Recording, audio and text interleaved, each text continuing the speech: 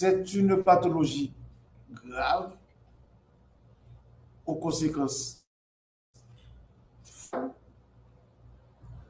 C'est une catégorie pathologique non spécifique et de diagnostic difficile. C'est une pathologie qui se caractérise par le polymorphisme de ses manifestations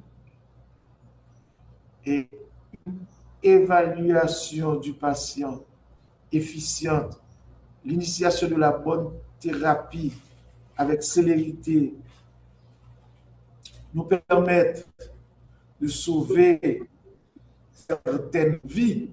Mais cependant, en dépit des progrès dus aux innovations techniques, l'embolie pulmonaire reste une pathologie que la science n'arrive pas à trop bien cerner et qui tue. Les objectifs que nous allons poursuivre à travers ce cours, c'est de vous familiariser avec les éléments importants pour le diagnostic d'une embolie pulmonaire et les moyens de sa prise en charge. Nous allons adopter le plan que voici. L'embolie pulmonaire peut être définie comme une migration dans l'arbre artériel pulmonaire chorique qui entraîne une oblitération brusque, totale ou partielle du tronc ou de plusieurs branches de l'artère pulmonaire. L'embolie pulmonaire peut être chronique, peut être aiguë, peut être subaiguë. En fonction de l'état hémodynamique, évidemment, on peut parler de stade d'embolie massive. Et il existe des situations de haut risque et des situations de risque intermédiaire.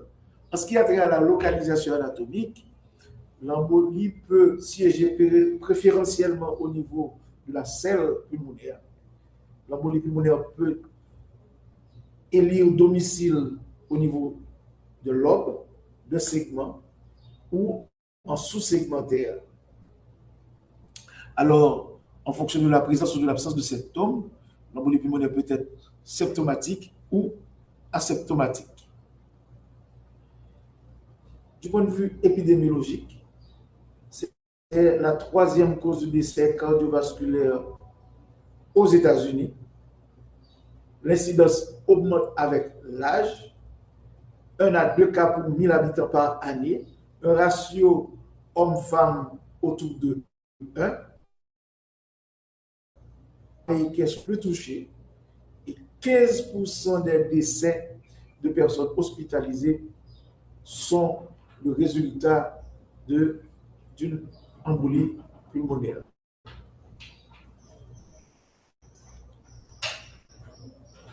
On a dénombré plusieurs facteurs de risque. Il existe évidemment des facteurs génétiques, comme le facteur 5 de Leiden, la mutation du gène de la prothrombine, et des facteurs non génétiques acquis, comme le tabac, la pilule, l'intervention chirurgicale, le cancer, qui sont des facteurs qui peuvent entraîner une embolie pulmonaire. Alors ici, sur ce grand tableau, je vous ai présenté la liste exhaustive des facteurs de risque, les facteurs de risque qui sont acquis et facteurs de risque, je dirais, qui sont d'ordre génétique. Alors, vous pouvez observer parmi les facteurs de risque acquis l'hospitalisation, l'immobilisation, les pathologies malignes, le syndrome néphrotique, les varices. Ouais. Et parmi les facteurs génétiques, les déficiences au niveau des gènes codant pour le facteur 5 de Leiden, la protéine S, la protéine C, le facteur 11, l'homocystéinémie, autant de facteurs qui peuvent jouer leur partition dans la survenue d'une embolie pulmonaire.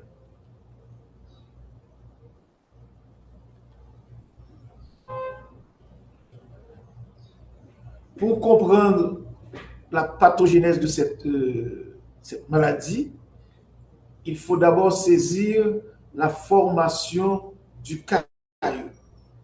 Et la triade de Virchow nous permet de saisir, du point de vue physiopathologique, la formation du caillot dont la migration va provoquer l'oblitération des vaisseaux pulmonaires. Alors, le triade de Virchow comprend l'hypercoagulabilité sanguine, la stase veineuse, l'altération de l'endothélium. Alors, ces trois éléments vont intervenir dans la formation de thrombus qui, de par sa migration, va occasionner l'embolie pulmonaire.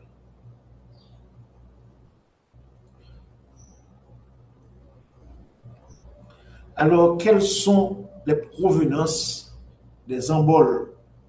Alors, nous pouvons considérer en tout premier chef les veines de la jambe, les veines profondes, les veines du pelvis, les veines rénales, l'orythopathe, aussi le ventricule droit. Et à un degré moindre, les membres supérieurs, les membres inférieurs comptent pour 90% des sources de caillots pouvant migrer vers les poumons. Il faut aussi citer d'autres sources. Les phlébites que vous occasionnez au cours des manœuvres obstétricales, les phlébites que vous occasionnez au cours des manœuvres chirurgicales, les phlébites médicales, la thrombose veineuse idiopathique, peuvent aussi constituer des sources, des zones, des sites de production de caillots pouvant entraîner une embolie pulmonaire. Alors, lorsque le caillot est bloqué au niveau de l'artère pulmonaire ou d'une branche de l'artère pulmonaire ou du tronc de l'artère pulmonaire, la première conséquence est respiratoire. L'hypoxie, l'hypoxémie vont s'installer. Et le résultat, c'est une hyperventilation qui est liée au fait que les centres nerveux, les centres respiratoires seront évidemment stimulés par la présence importante du gaz carbonique, pas vrai, et vont envoyer un signal d'hyperventilation. Il va y avoir aussi une augmentation de l'espacement alvéolaire, aussi perte du surfactant et bronchoconstriction et par la suite un infarctus pulmonaire. Alors, nous sommes dans les conséquences respiratoires, mais aussi il peut y avoir des conséquences hémodynamiques, étant donné que le caillot est bloqué au niveau de l'artère pulmonaire, le flux sanguin n'arrive pas à vaincre l'obstacle, alors le ventricule droit va s'hypertrophier pour répondre à cette augmentation du travail cardiaque à droite. Alors, la résistance pulmonaire va augmenter et l'hypertension pulmonaire va s'installer. Alors, de manière synthétique, il se produit un infarctus pulmonaire, il se produit des anomalies au niveau des échanges de gaz et aussi une commission cardiovasculaire, qui voudrait dire, en fin de compte, en plus des problèmes respiratoires, il va y avoir des problèmes hémodynamiques aboutissant au collapsus, au bas débit d'abord, collapsus cardiovasculaire. Alors, comment se présente un patient avec embolie pulmonaire? Tout d'abord, l'histoire. C'est un tableau très difficile. La symptomatologie est souvent banale. Alors, il faut se baser, évidemment, sur la prévention à partir des facteurs de risque. L'examen physique, parfois, est pauvre, les symptômes sont atypiques. L'examen hémodynamique peut ne pas répondre à la gravité, ou plutôt avec la rapidité d'installation de cette pathologie. Ce qui nous met, nous autres, dans des situations difficiles, c'est la suspicion clinique et l'expérience qui vont nous guider dans notre démarche diagnostique. Les manifestations cliniques sont représentées par la dyspnée, 73%, la tachypnée, les râles, les douleurs thoraciques, la toux, les hémoptysies, la tachycardie, la fièvre, la cyanose et une accentuation du second bruit du cœur, de 53%. Alors, devant ce tableau fait de pourcentage, c'est la suspicion clinique qui va nous mettre sur la bonne piste. Si vous avez opéré un patient, par exemple, et que subitement le patient devient dyspnéique, il faut vous poser des questions. Si vous avez opéré un patient et que le patient avait présenté des facteurs de risque et que vous trouvez à l'auscultation des râles, ça doit vous mettre sur vos deux pieds des douleurs thoraciques, en présence d'hémoptysie aussi. Parfois, seule la tachycardie est présente. Alors, je dois vous dire que vous devriez être très intelligent, bien posséder je dirais, votre sens clinique et diagnostique pour pouvoir ne pas rater une embolie pulmonaire. Alors, il faudrait rechercher aussi une thrombose veineuse profonde. Et vous devriez être en mesure de chercher le signe de Homans, dorsiflexion douloureuse du pied. Quid des diagnostics différentiels? C'est une pathologie complexe avec une pléiade de diagnostics différentiels. Vous pouvez prendre l'embolie pulmonaire avec un syndrome pulmonaire aigu, un syndrome de détresse respiratoire, une péricardite, une myocardiopathie dilatée, parfois même des femmes avec hystérie peuvent se présenter, les femmes peuvent se présenter dans un tableau d'hystérie et vous-même, de par votre nonchalance ou de par votre incapacité discernement, vous n'avez pas fait la démarcation entre l'hystérie et une embolie pulmonaire, parce que vous n'avez pas placé le patient, la pathologie dans son contexte, et vous pouvez rater une pathologie que vous auriez pu, évidemment, non pas traiter, mais manager. Le choc cardiogénique, le syndrome de la veine cave supérieure, une pneumonie. La sténose mitrale peut simuler une embolie pulmonaire. Il existe des embolies graisseuses, dans les cas de fracture, l'infarctus du myocarde, l'hypertension artérielle pulmonaire et idiopathique peut vous induire, je dirais, en erreur devant la pathologie intitulée embolie pulmonaire. Quelle approche diagnostique la plus rationnelle? D'abord, il faut recueillir l'histoire et bien évaluer votre patient. Il existe des tests que vous devriez réaliser pour aboutir au diagnostic. Alors, il existe aussi des pré-tests, comme le PERC, le score de Wells, le score de Genève. Il faut réaliser vos bilans biologiques et réaliser vos examens de confirmation.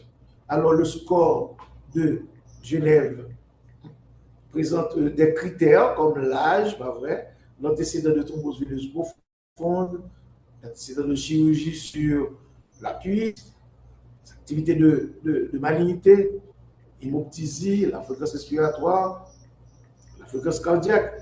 Et on peut, à partir de ces critères, diviser les risques en risques minimes, intermédiaires et risques élevés. Évidemment, quand c'est inférieur à 4, entre 4 et 10 et supérieur à 10. Le score de Wells, c'est pratiquement le même schéma, avec les mêmes composantes que vous pouvez utiliser aussi pour prédire, évidemment, la survenue d'une embolie pulmonaire. Il existe aussi des critères d'exclusion. Je dois vous dire d'emblée, quelqu'un qui a moins de 50 ans peut difficilement présenter une embolie pulmonaire. Si vous avez un ralentissement de la cardiaque, c'est difficile. Je ne dis pas que c'était possible. Je n'ai jamais dit que c'était possible, mais c'est difficile. Si vous saturez normalement, des fois j'ai vu des internes poser le diagnostic d'embolie pulmonaire avec des patients présentant une saturation de 98%. C'est que ces internes n'ont pas encore compris que le mécanisme de la pathologie, donc avec une saturation supérieure à 80%, c'est difficile de parler d'embolie pulmonaire. Évidemment, si la patiente n'était pas placée sous l'oxygène, s'il n'y a pas d'hémoptysie, pas de thrombose veineuse, pas de chirurgie, il faudrait aller voir ailleurs. Les examens sanguins, le dosage des D-dimères,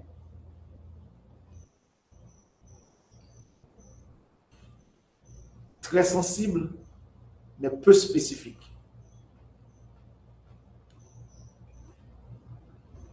On peut regarder les globules rouges, les globules blancs. On peut faire le TMA, mais la sensibilité est de 93% et la spécificité de 75%. Alors la gazométrie est l'examen fondamental. À la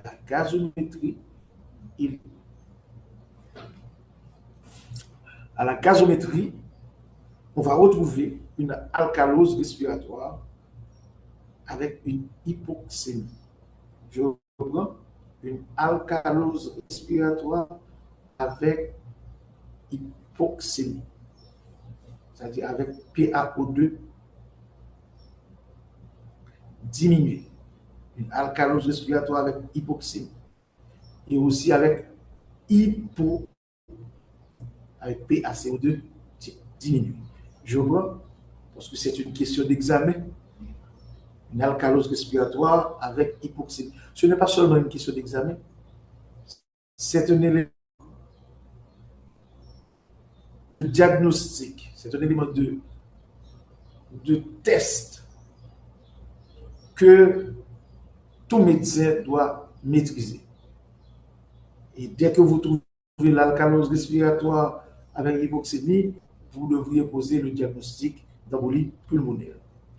On peut aussi doser la troponine. On peut toujours doser le natriurétique peptide, qui n'est pas un outil standard, qui est peu sensible, mais on peut toujours les doser dans un pays où les examens de laboratoire ne constituent pas un problème majeur, comme chez nous. Donc, on peut demander sur la liste tous les examens de laboratoire vont être utiles dans la démarche diagnostique. À l'électrocardiogramme, le patient peut présenter une tachycardie sinusale, des anomalies du segment ST, un aspect S1Q3T3. Je reprends. Un aspect S1Q3T3. Un aspect S1Q3T3. Évidemment, les signes de bloc de gauche droite, déviation axiale droite, fibrillation auriculaire, etc. Des zones P pointues en V2. Si vous avez l'électrocardiogramme qui vous permet d'objectiver les anomalies mentionnées. Les examens d'imagerie, La radiographie pulmonaire, c'est d'une importance capitale. On a négligé la radiographie pulmonaire à passer directement à l'échographie et au scanner. Non. Il faut procéder étape par étape. Et dans chaque type d'examen que vous demandez, vous devez retrouver des anomalies que vous recherchez. Vous ne savez pas rechercher, vous n'allez pas les trouver. Alors, dans ce cas bien précis, il faut aller rechercher le signe de Hampton, le signe de Westermarck et le signe de Paya. Westermarck, la bourse de Hampton, signe de Paya. L'échocardiographie. L'échocardiographie est un élément important. Il va nous permettre, pas vrai, de rechercher la dilatation ventriculaire droite, pas vrai, signe de dysfonctionnement du ventriculaire droit, pas vrai, et il peut nous permettre aussi d'objectiver avec des échographistes et d'activer les caillots, pas vrai, au niveau, pas vrai. Ici, évidemment, on combine un duplex avec l'échocardiographie, ça peut nous permettre de regarder à l'intérieur des seaux et de voir, comme ici, comme je vous le montre ici, pas vrai, et de voir les caillots. L'imagerie par résonance magnétique, de sensibilité autour de 85% et de spécificité de 87%. Bon, on n'est pas adéquat pour les embolies pulmonaires sous-segmentaires, mais peut-être un outil diagnostique assez important. Pas vrai? Le scan ventilation-perfusion. Autrefois, seul le scan ventilation-perfusion existait. Et je me rappelle bien de mon professeur, le docteur.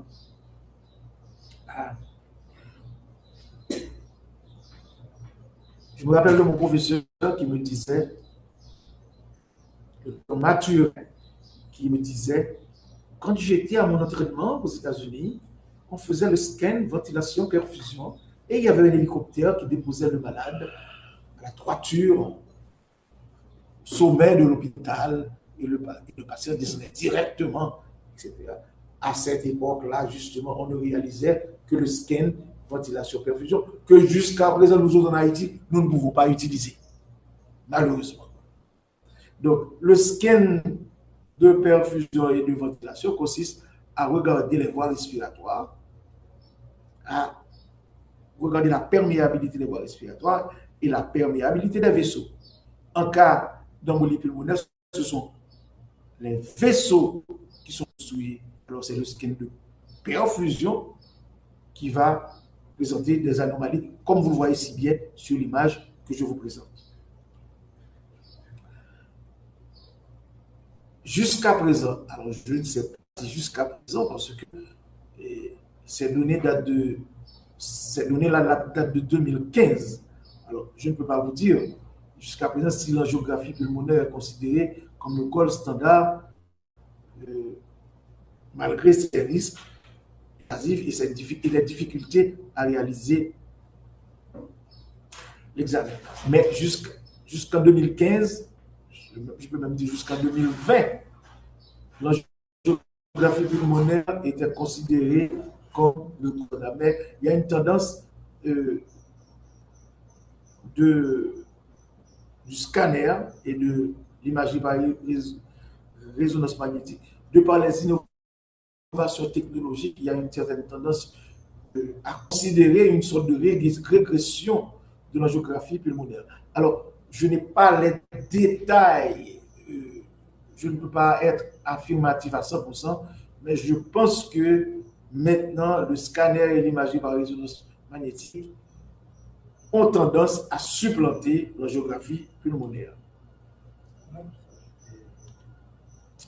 Il existe des algorithmes d'évaluation que vous pouvez consulter et qui vous seront utiles. Alors, parmi les considérations importantes que nous devons faire par rapport à cette pathologie, nous devons considérer 4 grands facteurs.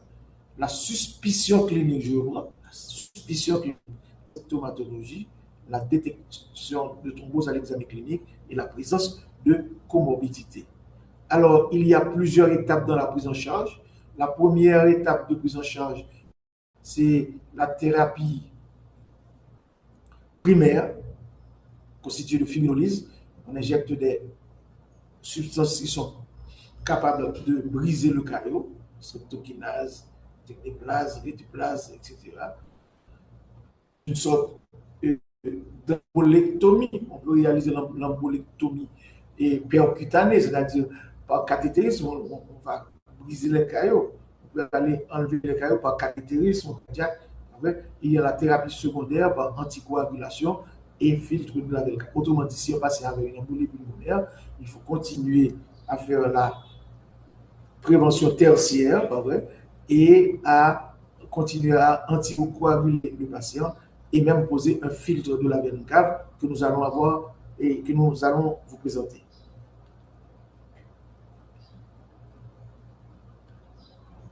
Alors, je vous fais grâce du cours sur les molécules d'héparine, ouais, les molécules de warfarine qui sont utilisées, les inhibiteurs du facteur 10 qui sont utilisés, okay? La thérapie politique sur fond de d'antiplase de streptokinase est supérieure, je dirais, et je dirais aux anticoagulants. Pourquoi? Parce que lorsque vous administrez des anticoagulants, ce que vous faites, vous réduisez la formation de nouveaux caillots. Par contre, le traitement fibrinolytique réalise une sorte d'embolectomie. Alors, il existe des contre-indications fibrinolytiques que vous devriez maîtriser, pas vrai? Les filtres de la veine cave, ce sont des filtres que l'on peut placer directement lorsqu'on intervient sur le cœur, pas vrai, à l'intérieur de l'oreillette droite, ou on peut passer par la veine cave et la veine cave inférieure et introduire en sous-diaphragmatique, pas vrai, on peut introduire le filtre et nous permettant d'éviter la migration des caillots vers l'oreillette droite. Et voici vos filtres. L'embolectomie. L'embolectomie ou opération de trait de Limbourg, c'est une opération que l'on réalise quand tout le traitement médical ne marche pas, et dans les cas d'embolie massive, qui consiste à placer vos patients sous circulation extracorporelle, comme vous voyez ici. Il y a une cannulation de l'aorte, cannulation de la veine cave supérieure, cannulation de la veine cave inférieure. Le patient est passé sous circulation corporelle. Et puis, on ouvre l'artère pulmonaire ici et avec une pince, on enlève le caillot. Voilà. Et quand on se trouve, bah ouais, comme dans et au niveau, à ce niveau-là, au niveau d'une brèche de l'artère pulmonaire, comme l'artère pulmonaire droite, bah ouais, on peut cannuler le tronc de l'artère pulmonaire pour empêcher que le fluide aille de ce côté. Et ici, on ouvre l'artère pulmonaire et on enlève le caillot. Voilà. Alors, je dois vous dire que dans les cas d'embolie aiguë, on peut réaliser l'opération de Limbourg, mais l'embolectomie est surtout réalisée, pas vrai, dans les cas d'embolie chronique, puisque l'embole que vous voyez peut, avec le temps, passer à la chronicité et entraîner une hypertension artérielle pulmonaire. Dans ce cas, on peut toujours utiliser cette technique pour réaliser l'embolectomie. Alors, pour réaliser des préventions, il faut comprendre la pathologie, c'est-à-dire nos infirmiers doivent comprendre la pathologie. Parce que je me rappelle quand je travaillais à Inge, il y a une patiente avec une embolie pulmonaire et l'infirmière me dit que la patiente présente une embolie pulmonaire, mais elle a fait l'hydrothérapie. Elle ne m'a pas prévenu, mais elle a fait l'hydrothérapie. Donc il faut comprendre la pathologie à niveau, c'est-à-dire toute l'équipe de prise en charge doit être en mesure de comprendre ce qui se passe, même d'alerter, pas vrai, et de réaliser la prévention à travers des bas de contention, à travers la mobilisation précoce des patients et aussi à travers l'héparinotherapie prophylactique. Alors, embolie pulmonaire et grossesse, c'est ce travail que je vais vous demander de réaliser chez vous et de me le demander au moment opportun.